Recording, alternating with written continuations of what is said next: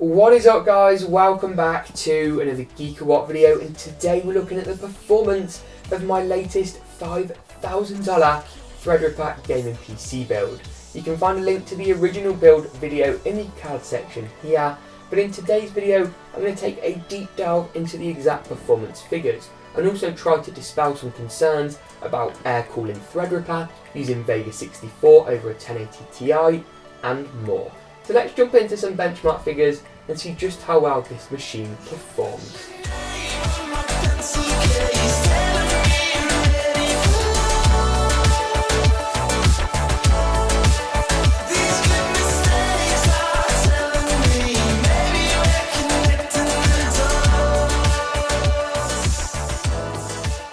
I'll start off with Cinebench. In the CPU test, this PC outputted a superb 2836 multi-threaded score on the 16-core Threadripper 1950X CPU. You can see a recreation on screen live.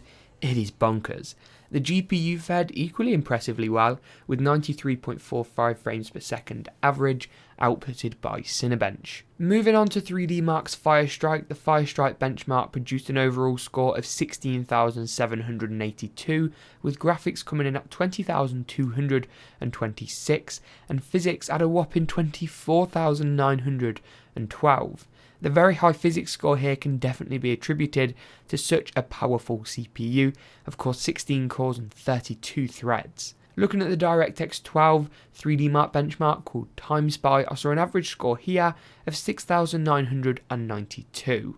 Moving on to games, in Grand Theft Auto 5 you're looking at 48 frames per second average whilst at 4K high settings and 53 frames per second average at 1440p high settings. The GTA 5 gameplay on your screen now was actually taken from this system and is impressive to say the least. It's worth noting that Threadripper chips aren't particularly geared towards gaming, with Intel's X299 chips providing superior single-threaded performance and doing better in a lot of the gaming scenarios. For Deus Ex Mankind Divided, high settings at 1440p sees 72 FPS average, with 4K dropping to a less than desirable 39 frames per second. You'll definitely want to notch down a few settings here for a better experience. Looking at Rise of the Tomb Raider at 1440p, we're seeing 78 FPS average at very high settings, with 4K seeing 47 frames per second average, also on very high settings. Finally, on the game front, Battlefield 1 was a really enjoyable experience. 1440p Ultra saw FPS clocking in at 99 frames per second. I did try and rerun this a fair few times to see if it would pass that big 100 mark, but sadly not. Moving up to 4K, the same Ultra settings preset saw 54 FPS average. Really good numbers here, beating out the GTX 1080 by quite a nice margin, but not that close to the 1080 Ti, unfortunately. Finally, looking at the thermals, the system fared very well on Cooler Master's MA6 21p at a twin tower air cooler designed exclusively for Threadripper. My video in the card section now. Temperatures of 32.3 and 67.8 Celsius were reported whilst at idle and prolonged max load.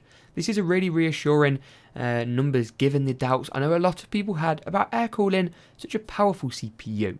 The GPU also fares really nicely with 31 and 72 degrees Celsius respectively, idle and max load figures after 5 minutes, pinned at 100% using Thermark. But that I think about wraps it up for today's performance rundown of this ridiculous $5,000 gaming PC build. If you enjoyed today's video, smash that like button. Make sure to check out the first part over here on the screen now. And as always, we'll see you in the next GeekaWhat video.